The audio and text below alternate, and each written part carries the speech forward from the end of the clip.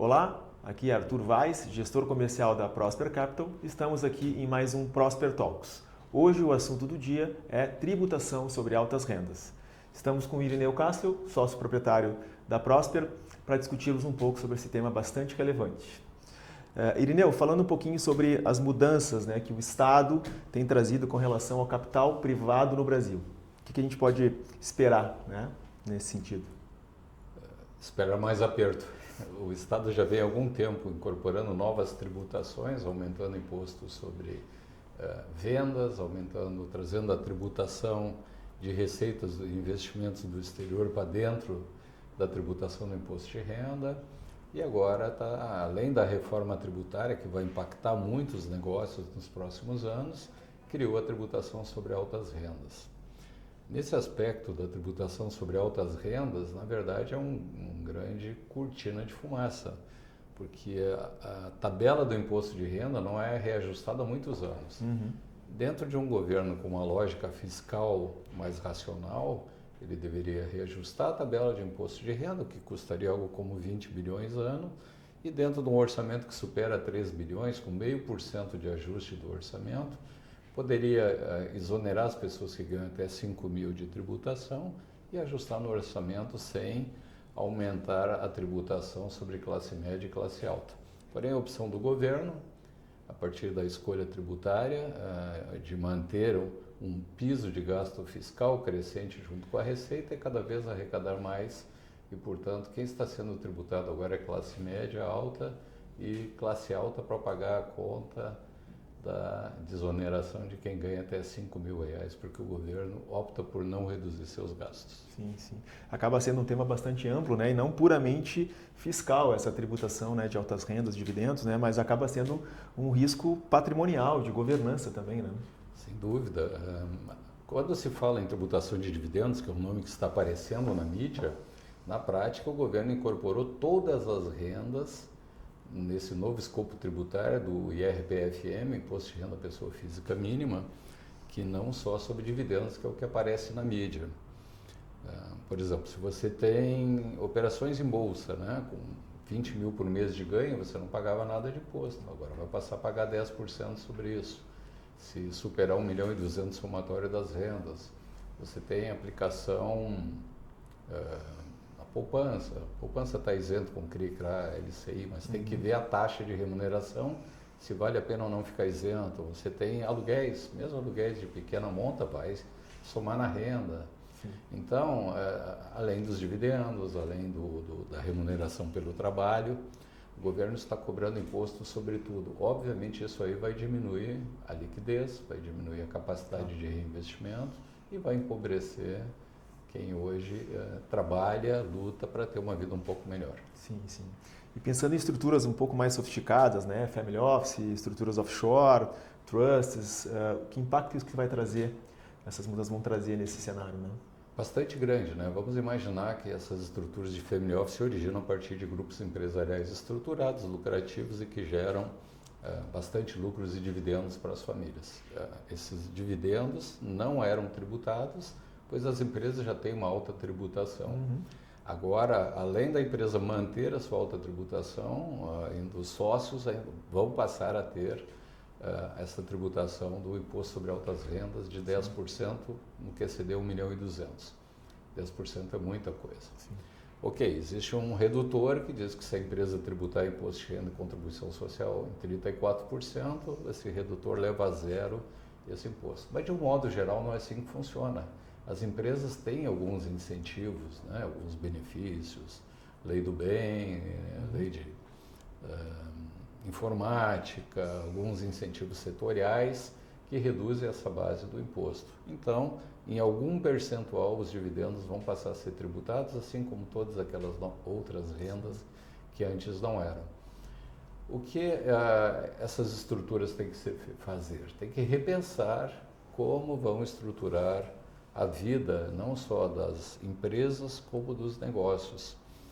A partir de agora não adianta olhar de forma estanque, ser o melhor na empresa e o melhor na pessoa física. Não, vai ter que haver um estudo e uma composição conjunta de ambos para que se tenha então a tributação otimizada sobre os dois aspectos no conjunto. Está muito claro que se a gente não olhar de forma antecipada e com planejamento, a gente vai ter uma destruição silenciosa do patrimônio, né? Se não tiver uma preparação nisso, né? Vai. E pensando nessa gestão do patrimônio, né? Quais são os principais erros que eventualmente a gente já pode apontar quando esse tema aí de tributação de dividendos, né? Então, algumas estruturas que funcionavam antes hoje não funcionam mais. Por exemplo, você tem seu profissional liberal, você tem a sua atividade, pequena empresa, no lucro presumido, distribui lucro. Esse lucro você pegava na física, aportava numa holding patrimonial e ela ia fazer os seus investimentos. A hora que a pessoa jurídica lucrativa distribui para a física, ela já vai ter a mordida do imposto sobre altas rendas. Então, essas estruturas têm que ser repensadas. O que a pessoa física, quanto ela ganha, qual o total da sua renda, qual o percentual ela vai ser tributada, até 600 mil é zero, de 600 mil a 1.200.000 vai de 1%, em alguma coisa até 10%, acima de 1.200.000 é 10%. O que você faz com essa sua renda? Quando a gente pensa numa renda de 1.200.000 ano, você vai pegar boa parte dessa renda para a sua sobrevivência, para a sua construção de patrimônio. Se você já tem uma renda de 12 milhões ano, já muda um pouco esse perfil. Você vai dedicar uma parte maior disso à construção do seu patrimônio de longo prazo. Então, os efeitos são diferentes para cada nível de renda, de tributação que vai incidir sobre isso e do destino. Então, na Prosper, nós estamos trabalhando muito, já criamos N soluções para diversos patamares de renda, de tributação e de alocação desse patrimônio. Mas cada caso exige um estudo, porque os impactos são diferentes, as soluções são diferentes. Para que é destinada essa renda? Se vai ficar no Brasil, no exterior, se ela é gasto, se ela é investimento na família ou se realmente são investimentos a longo prazo. Então, tudo isso tem que ser estudado para que se tenha o menor impacto possível sobre a tributação nova, né? Sim. Que esse governo trouxe. E tu falaste um pouco sobre riscos, né? Em que momento essa gestão, essa economia tributária, ela pode representar um risco jurídico ou até sucessório nesse processo de organização? Né? Então, além da tributação sobre altas rendas, nós temos que pensar que nós estamos também em meio a uma reforma tributária. Essa reforma tributária ela não afeta só as rendas de negócios, de vendas, mas afeta muito o patrimônio e sucessão. Então tem mudanças no ITCMD, tem mudanças na tributação, por exemplo, sobre aluguéis, que na pessoa física vai ficar muito mais alta, na pessoa jurídica tem alguns benefícios. Então, novamente, a gente tem que estudar caso a caso, como a pessoa, a empresa, o family office ou um grande empresário está estruturado nos seus negócios, na vida pessoal, na vida profissional. E ainda mais, a gente tem que considerar e trazer para análise e para conta não só a realidade atual, como os planos futuros. Você quer permanecer com o negócio e continuar tirando essa lucratividade dele. Você planeja vender o seu negócio há algum tempo e, portanto, está sujeito a um ganho de capital provavelmente bastante alto. Você quer fazer a sucessão familiar? Cada uma dessas situações traz um impacto que pode ser melhorado, que pode ser mitigado, mas tem que ser feito alguma coisa. Se não fizer nada, há uma grande possibilidade da sua renda de locação, de aluguéis, ter uma tributação muito alta, o imposto sobre a alta renda comer mais um pedaço importante da sua rentabilidade e o ganho de capital sobre a sua venda de um negócio ainda levar grande parte do seu patrimônio. Então, no conjunto da obra, nós podemos ter uma enorme transferência de recursos do profissional, da sua família, do seu family office, para o governo. E nós podemos sim trabalhar e podemos mitigar isso. Sim. Falaste um pouquinho, né, de algumas estruturas, né, em específico da holding patrimonial e falando um pouco da parte familiar, acordos familiares, né, olhando para essa governança dessas estruturas, né, o que a gente precisa, o que precisa ser revisto, né, nessas estruturas para a gente estar talvez mais aderente a essas mudanças. Então, Vamos olhar como é que o dinheiro, da onde surge o dinheiro, qual a origem dele, como esse dinheiro sai de um negócio produtivo e vai para uma holding patrimonial, familiar, como esse dinheiro é aplicado e investido. Então, cada uma dessas situações, a origem do dinheiro tem que ser bem trabalhada para ter uma otimização tributária, a empresa, os negócios que geram capital, terem a tributação mais racional possível dentro da lei, com segurança, ok? Sempre isso, né? Com compliance total. Gerada a renda com a menor tributação possível, como é que nós vamos transferir ela para os outros negócios? O que é subsistência, né? O que são gastos né? Da família, das pessoas, o que é reinvestido? Dentro desse reinvestimento, qual a melhor decisão? Por exemplo, eu vou deixar no mercado financeiro de renda fixa, eu vou para a renda variável. Dentro da renda fixa, eu vou aplicar em fundos CDB, que tem uma tributação sobre o rendimento, mas pode ter compensação. Eu vou optar por LCI, LCA, CRI, CRA, poupança, muito menos, né, obviamente, mas que não são tributados em altas rendas.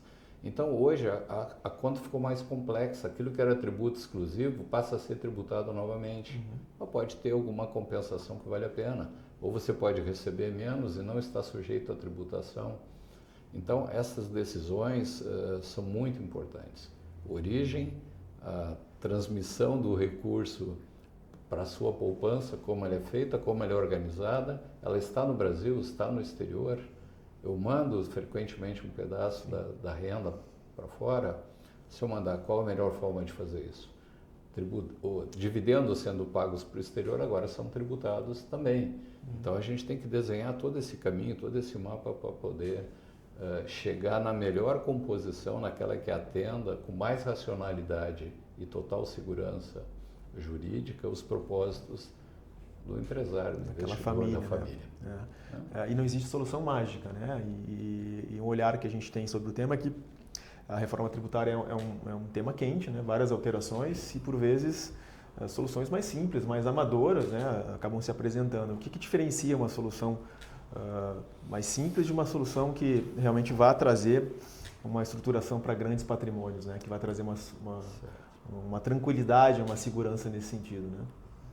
Existe aquele princípio, para todo problema complexo existe uma solução simples e errada. Então, problemas complexos exigem estudos, exigem soluções complexas, tá? Que é o que se apresenta agora. Essa tributação sobre dividendos, ela já existia lá nos anos 80, 90, e ela foi justamente eliminada porque se viu que era extremamente ineficaz. Isso afugenta capitais do Brasil, isso diminui o reinvestimento. Em todos os países em que há um aumento da tributação sob essa pecha de justiça social, isso faz com que diminua o investimento, diminuindo o investimento, diminui o crescimento, as oportunidades de emprego e todo mundo perde. Então já existia isso lá atrás, foi abandonado e após o Plano Real, quando não havia isso, o Brasil pôde experimentar muitos anos de um crescimento bastante acelerado. Agora nós retrocedemos. E retrocedendo, a Receita e os órgãos reguladores fecharam ainda mais portas que estavam abertas lá atrás, que eram possíveis fazer algumas otimizações aí para esse pagamento dos tributos. Agora realmente está bastante fechado, ainda mais como falamos no conjunto de reforma tributária e tudo mais.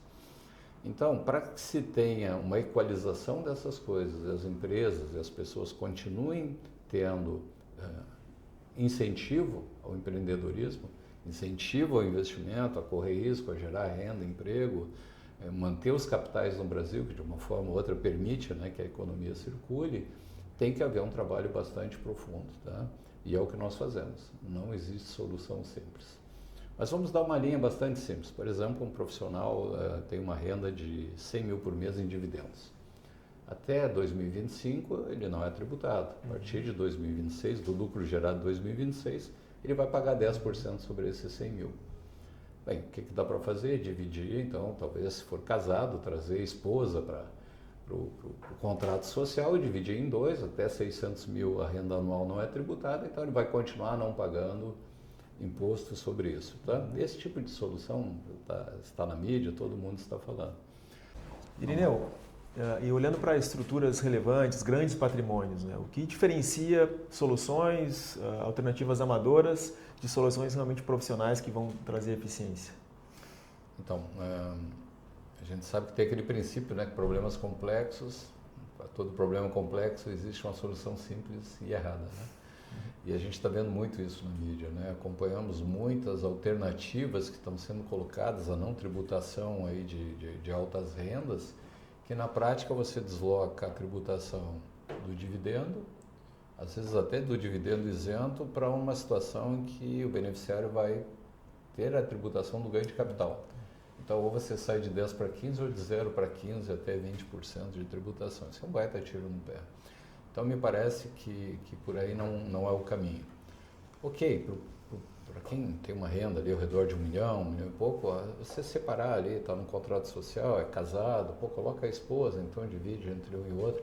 Esse tipo de solução, uma solução simples, legal e eficiente para este patamar de renda, né, de um profissional liberal, de um pequeno empresário, que excelente. Isso deve ser aplicado, os contadores certamente vão orientar e aplicar com sucesso. Mas quando a gente sobe o degrau, né, para rendas maiores, patrimônios, estruturas de negócios patrimoniais, family offices, nós já estamos trabalhando com um nível de renda e patrimônio maior.